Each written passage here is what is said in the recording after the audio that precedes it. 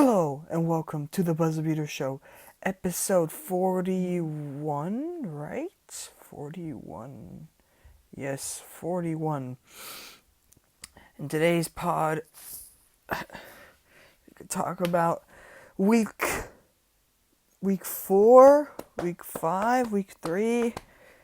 I don't really know, I'm completely messed up with all the weeks in general. So the Knicks are on a losing streak right now. And tonight, we're going to play the Cavs again. So that means we should actually win against the Cavs. But the problem is, they made a big deal, which I'm going to talk about soon. But the Cavs gotta return. Wait, Cavs, Harden, deal here. So wait. So here. Accept.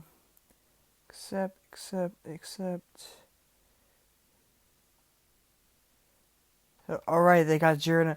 I mean, that's not too bad, but Jared Allen is a really good defender. He's almost like Mitchell Robinson in the post. He can guard anybody. He can block anybody. And that's going to be like a problem for Quickly or for Peyton. And I mean, we don't really depend on those guys. We more depend on Julius Randle. But still, bro, this could be very tough. Like, we got destroyed by the Nuggets because Jokic did his magic. And lost to OKC, too, because Shai Gilgeous-Alexander went off for, the last 3 quarters. He went off, not, even in the second half. It's bro, the Cavs, we should actually beat the Cavs. Let's see what happens. When this pod is out, we already know what happened. But bro, come on. Their best player, maybe JaVale McGee? Or maybe, bro, I don't know. JaVale McGee maybe their best player? I don't know.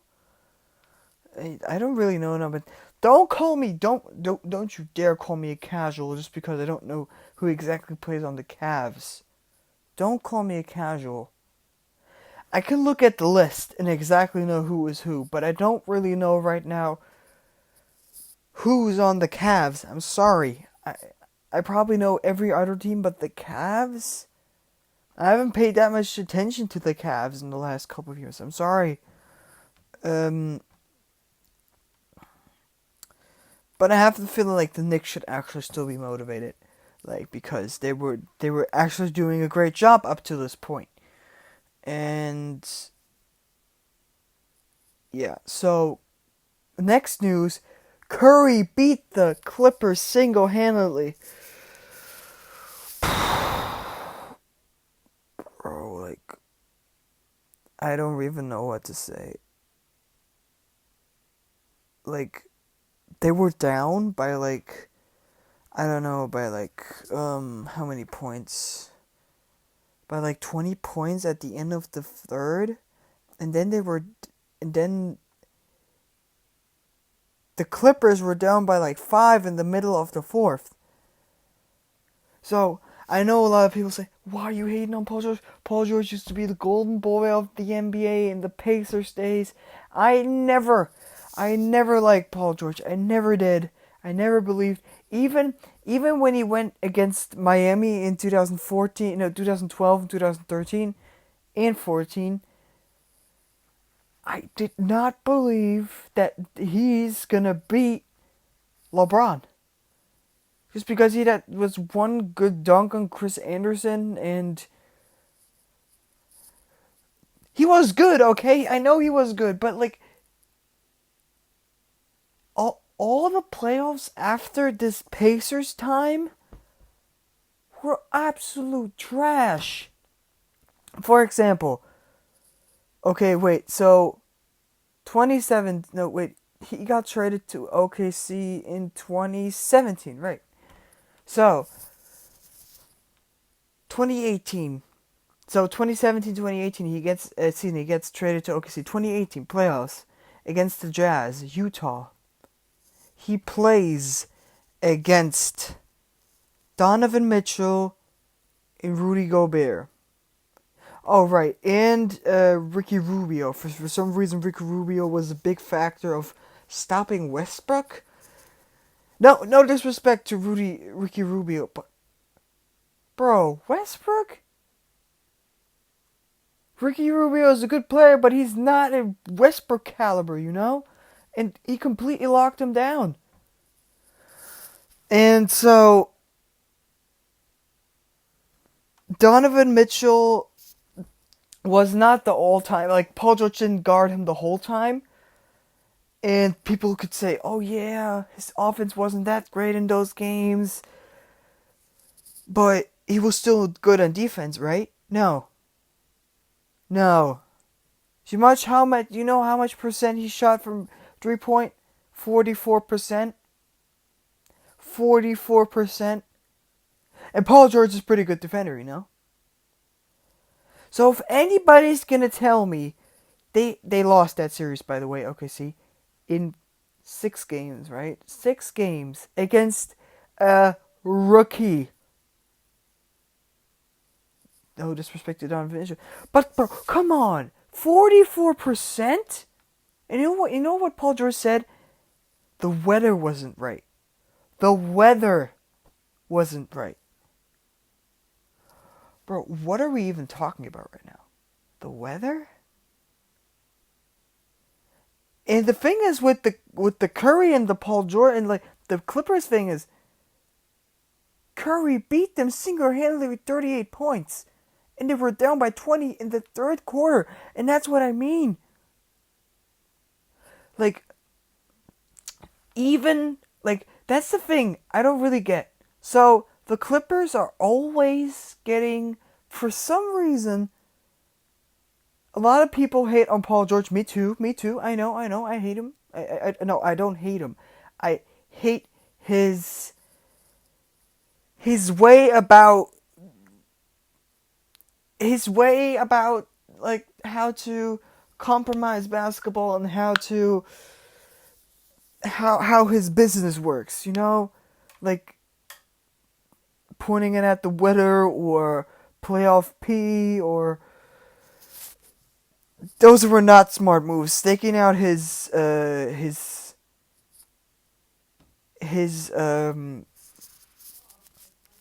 snaking out his teammates in the bubble. I get all of that. I disagree with that too. I don't hate him. I just don't like his basketball personality.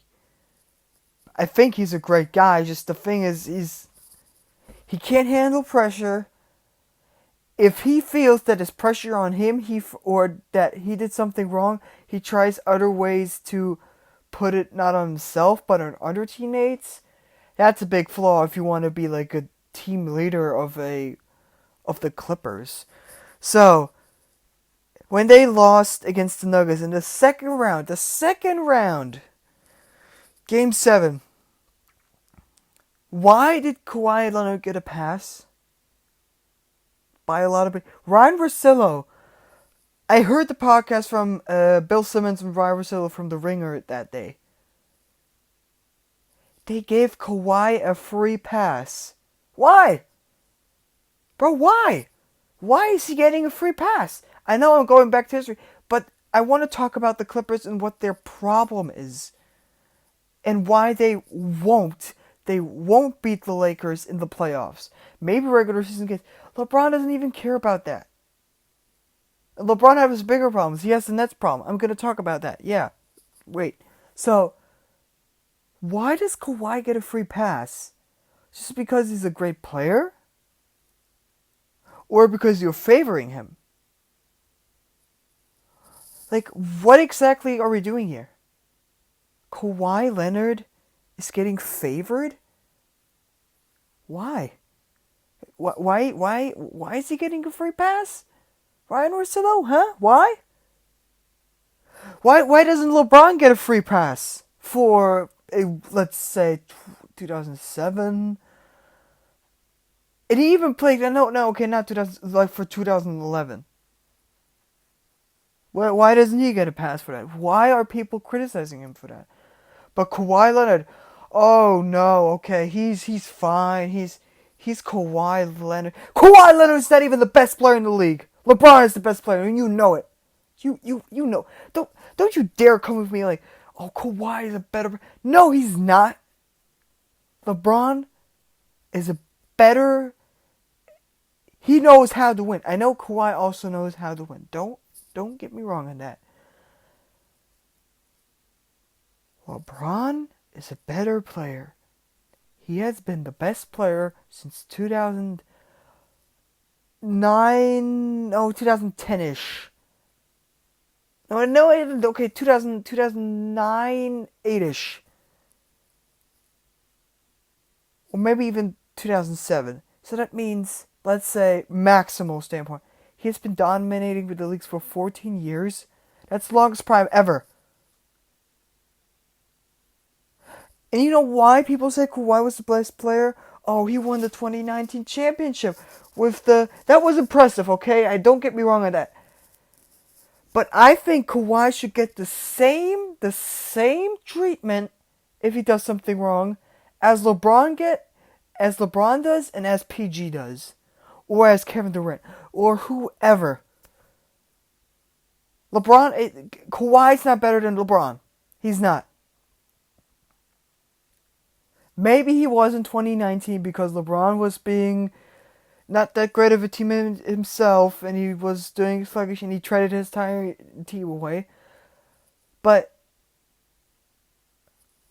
why are we still like Kawhi is bro, you shouldn't give him a pass, that's all I'm saying. And it's like a lot of those players on the Clippers are like for example, Patrick Beverley. He's a good player. I know. He's a great defender. The problem is he's talking like he's already won like 5 championships. You haven't won shit in your career. Nothing. And you're trying to prove that you're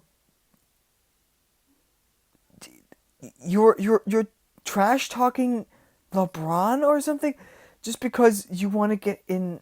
I mean, I guess you want to get in his head, but like with arguments that are like coming from a champion and not from you, you know, like Patrick Beverley hasn't won a championship yet. It could still change, but the problem is with Patrick Beverley, he's way over his head sometimes. And he doesn't acknowledge that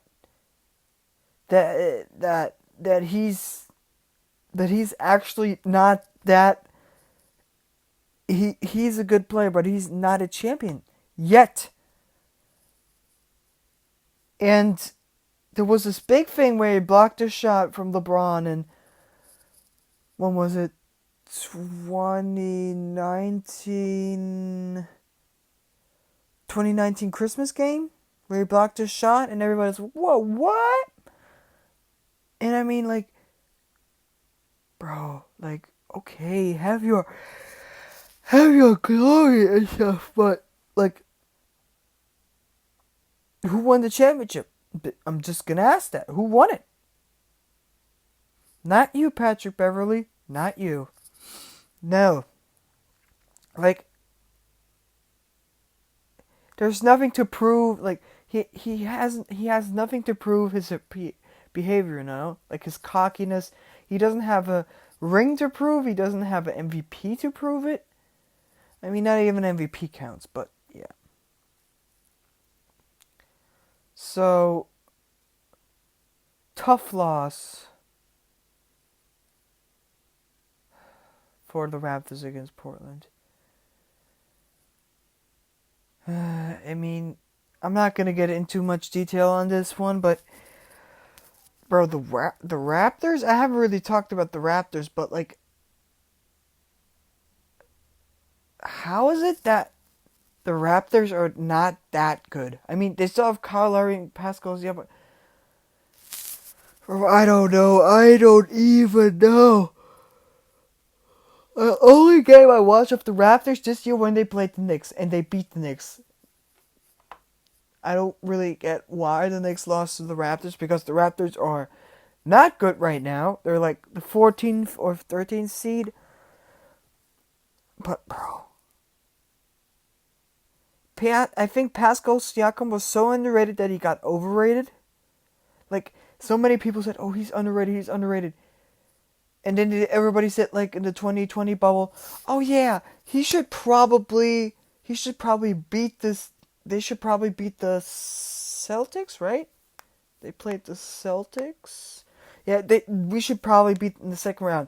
They should probably beat the Celtics or something." But he was ass in that. He was completely shit in that series.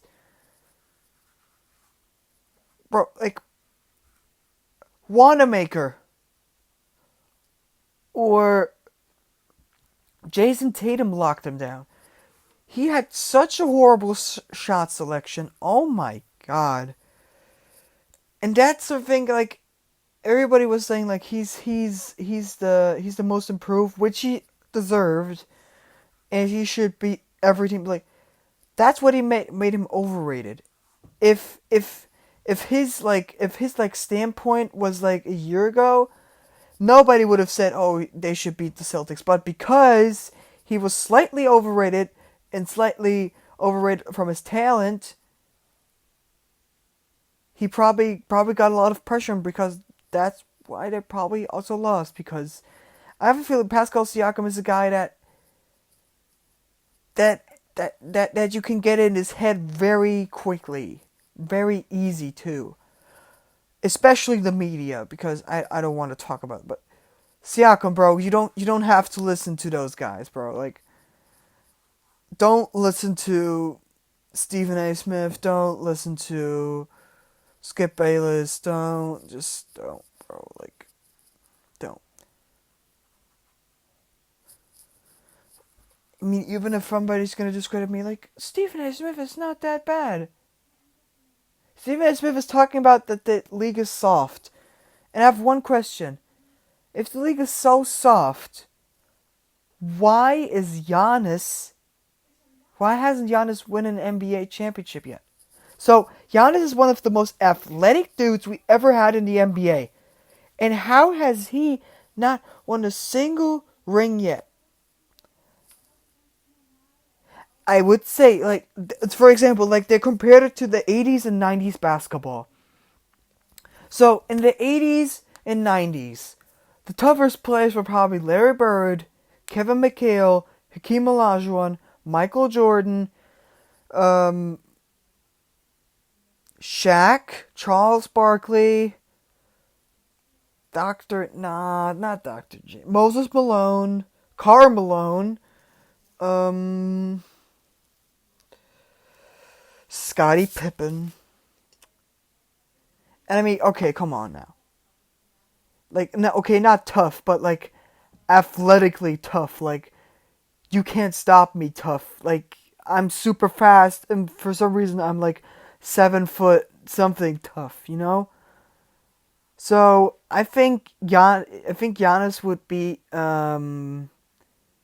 I even would say he couldn't be, I don't really think it's going to be Chat, but he's like probably going to be Hakeem and Charles Barkley.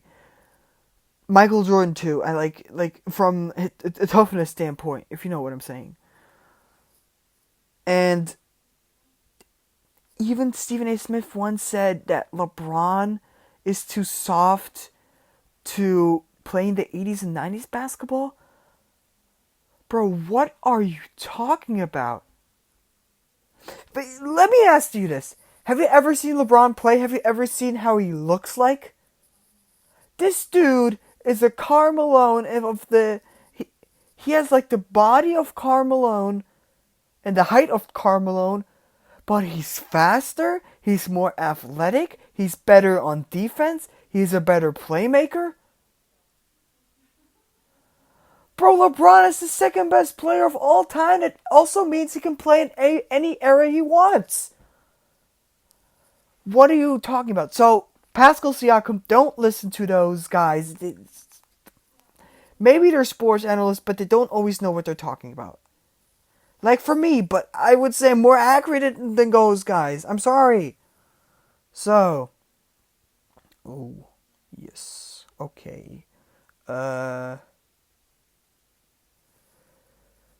So LeBron does really have the chance of winning MVP. He's definitely, as I already talked about it, he's definitely still the best player in the league.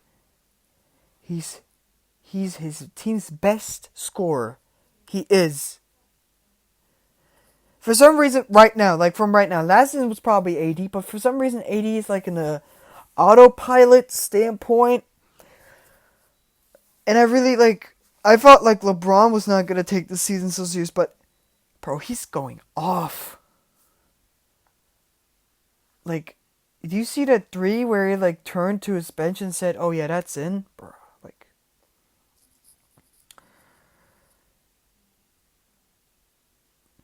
Like he could win then. He could win, and then he would win like an MVP from like years apart, just like MJ. Like MJ won from 1988 and 1998, so 10 years apart, and that was also a critic standpoint from Skip Bayless. He said, "Oh, LeBron hasn't won 10 years apart." And that's the only reason he can't compare to Mike. Really, no other reason than that? Maybe because you're maybe biased to Michael Jordan, not LeBron, so he can't be compared to him?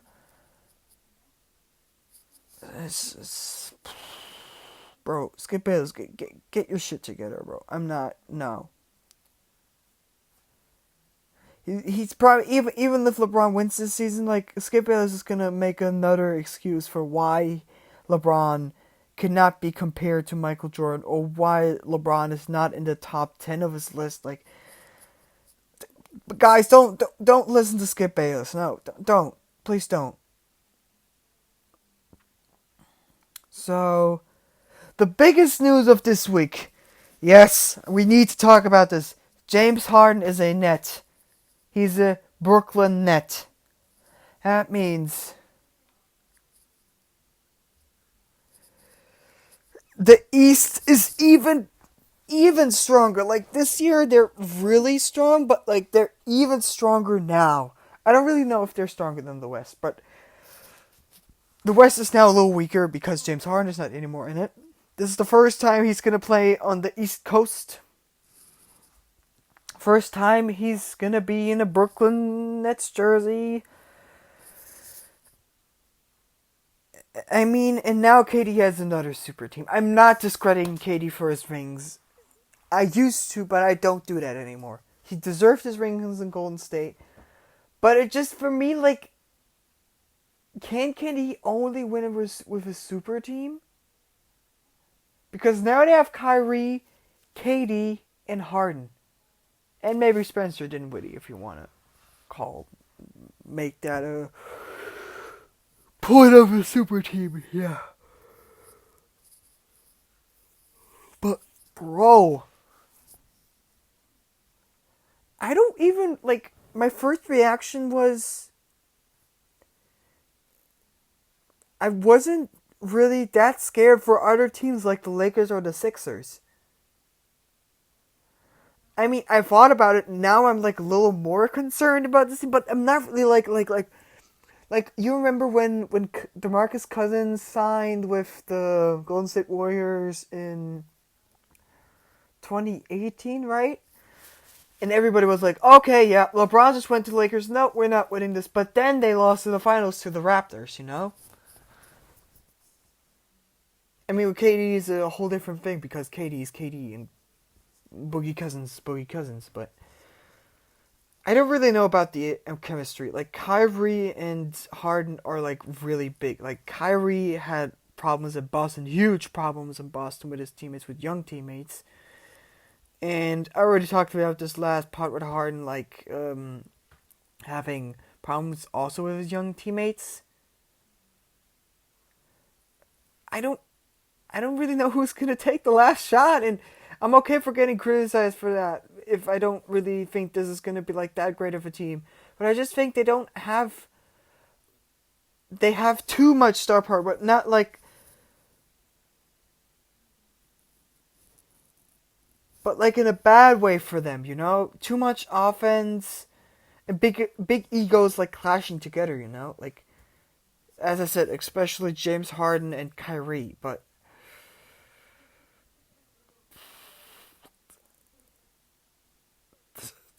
Harden probably thinks he's the best player on the team, and although it's actually KD and it's standby, I don't really. If they win this championship this year, I'm sorry, I'm gonna apologize. I'm going to apologize, but I just don't see it.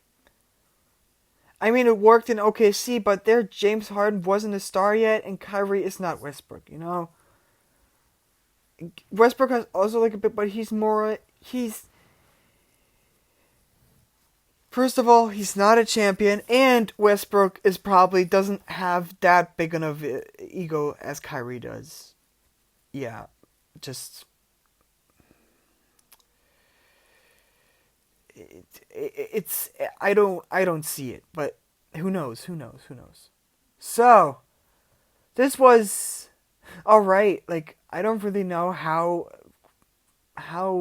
Harden actually got on the team when Mike D'Antoni was the assistant. I don't really know if they actually like each other, like Mike D'Antoni and James Harden. But yeah, okay. So that's the end of episode 41. If you like this podcast, leave a like and turn on notifications and subscribe to the channel. Subscribe and turn on notifications so I don't miss another pod. Until next time, peace!